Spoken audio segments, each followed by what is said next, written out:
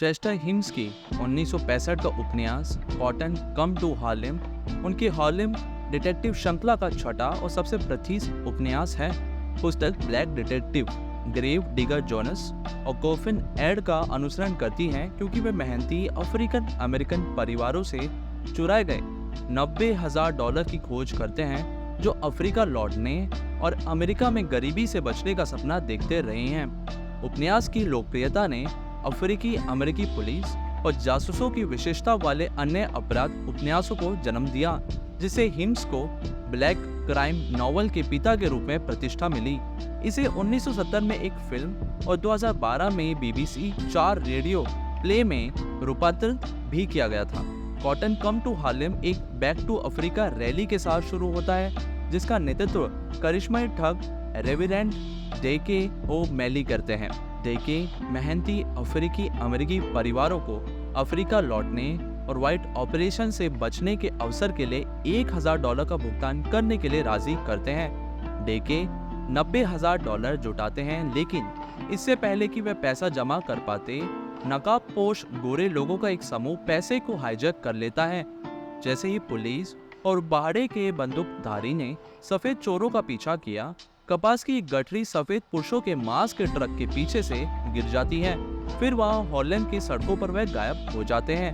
Uncle bird नामक एक बेगर Jackman कपास को पाता है और उसे अपनी गाड़ी पर रखता है। अफ्रीकी अमेरिकी जासूस ग्रेव डिगर जोनस और कॉफिन एड जॉनसन मामले को संभालते हैं।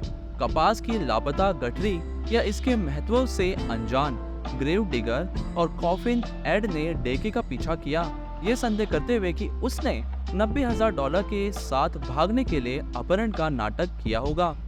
वे डेके की गर्लफ्रेंड आयरिस को ट्रैक करते हैं, जो कि डेके को अपार्टमेंट में वापस कभी नहीं आने की चेतावनी देती है। डेके अपनी दोस्त माबेल हिल के साथ रह रहे होते हैं, जब तक कि आयरिस को पता नहीं चलता कि वे उसके साथ सो रहे हैं, और फिर माबेल के अपार्टमेंट में उन दोनों का सामना होता है। माबेल और आयरिस लड़ते हैं और फिर आयरिस माबेल को गोली मार देती है। डेके आयरिस के साथ मारपीट करता है और हार्लेम की गलियों में गायब हो जाता है। हार्लेम में एक नया व्यवसाय खुलता है, बैक टू द साउथलैंड, एक मुख्यालय जो अलेबामा के एक कर्नल कैल्होन द्वारा चलाया जाता है, जो काले लोगों को दक्षिण लौटने और कपास की खेती करने के लिए राजी करना चाहता है। कैल्होन का मानना है कि ब्लैक्स को रास्ता दिखाने के लिए गोरों के स्थिर हाथ और मार्गदर्शन की जरूरत है।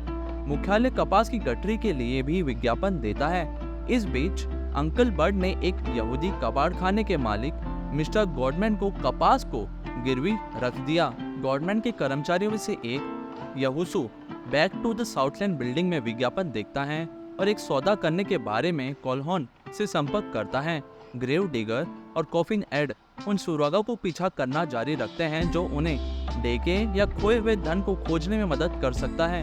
दो जासूस डेके को ट्रैक करने के लिए पुलिस के मुखबिरों, वेश्याओं, ड्रग चलाने वालों और ठगों की मदद का उपयोग करते हैं। ग्रेव डिगर और कॉफिन एड डेके के सहयोगियों में से एक बैरी वो है जो डेके की तब से मदद कर रहा है जब वह माबेल के अपराध स्थल से चला गया था। बैरी कपास के बारे में कैल्होन के साथ एक सौदा करता है और वे उसी रात मिलने के लिए सहमत होते हैं। ग्रेव डिगर और कॉफिन एड को पता चलता है कि जोशुआ की मिस्टर गॉडमैन के कबाड़खाने में हत्या कर दी गई थी। गुप्तचरों को पता चलता है कि कुछ चोरी हो गया है, जिसे गॉडमैन ने अंकल बर्ड से खरीदा था। ग्रेव डिगर और कॉफिन एड ने एक साथ बात जोड़ी कि जिसने भी जोशुआ की हत्या की, उसके हाथ रुई नहीं लगी। कबाड़ खाने से बाहर निकलते समय ग्रेव डिगर और कॉफिन एड को एक गुजरती कार ने लगभग मार ही दिया था। डेके, बैरी और कुछ भाड़े के बंदूकधारी एक पुल के नीचे कैल्होन से मिलते हैं। डेके बैरी को कैल्होन के साथ बातचीत करने के लिए भेजता है, लेकिन कैल्होन और उसके आदमी बैरी को पकड़ लेते हैं और यह जानने की मांग करते हैं कि वो कपास कहाँ है। अपने जीवन के लिए डरते हुए बैरी ने उन्हें बताया कि डेके के पास है। डेके के बंदूकधारियों ने कैल्होन को गोली मारने की कोशिश की, लेकिन अंत में बैरी को मार डाला। कैल्होन भाग जाता है, लेकिन ग्रेव डिगर और कॉफिन एड आते हैं और डेके को पकड़ लेते हैं।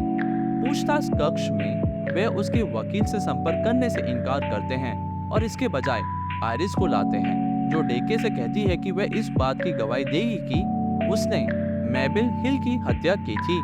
डेके भड़क जाता है और बोलने से इनकार कर देता है। जैसे ही डेके को दूसरी जेल में स्थानांतरित किया जा रहा था, उसके अनुयायी बाहर हंगामा करते हैं और उसे मुक्त कर देते हैं।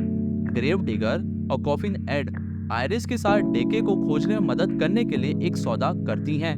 एक बार आजाद होने के बाद आयरिस हार्लेम की गलियों में गायब हो जाती हैं। हालांकि कॉफिन एड और ग्रेव डिगर उसका पीछा करते हैं। डेके के चर्च में जासूसों का नेतृत्व करने से पहले आयरिस अपनी प्रेमी के घर जाती हैं, बिली बेल। काल्होन के दो बंदूकधारियों ने डेके को तहखाने में बंधक बना रखा है, जहां वह आयरिस के साथ जासूसों के पैरों की आवाज सुन सकते हैं। बंदूकधारी कॉफिन एड और ग्रेव डिगर को गोली मारने की कोशिश करते हैं, लेकिन जासूस उन्हें मार देते हैं। तभी चर्च में आग लग जाती है और ग्रेव डिगर और कॉफिन एड धमकी का उपयोग करके आयरिस को यह बताते हैं कि कपास बिल्ली के साथ है। बिल्ली कपास की गठरी के चारों ओर एक नृत्य करता है और इसे नीलामी के लिए रखता है। काल्होन कपास के लिए $1000 का भुगतान करता है और इसे अपने मुख्यालय में वापस ले जाता है। ग्रेव डिगर और कॉफिन एड उसका अनुसरण करते हैं। ग्रेव डिगर और कॉफिन एड इमारत में घुस जाते हैं और एक कोठरी में छिप जाते हैं, क्योंकि काल्होन और उसके सहायक को कपास में खुदाई होते हुए देखते हैं। केवल उन्हें यह पता लगता है कि यह तो खाली है। ग्रेव डिगर और कॉफिन एड ने जोशुआ की हत्या के लिए काल्होन को गिरफ्तार किया, लेकिन काल्होन को जाने देंगे अगर वह अपनी जेब से चोरी किए गए $90,000 का भुगतान करता है। पुलिस स्टेशन पर कॉफिन एड और ग्रेव डिगर बताते हैं कि काल्होन कैसे भागने में सफल रहा। जासूस बिली से पूछताछ करते हैं कि जिसने अंकल बर्ड से उसके नृत्य के लिए कपास खरीदा था। बिली बेहोश हो गया जब उसे पता चलता है कि उसमें $90,000 थे। ग्रेव डिगर और कॉफिन एड को पता चलता है कि अंकल बर्ड ने पैसे रख लिए थे और अफ्रीका भाग गए थे।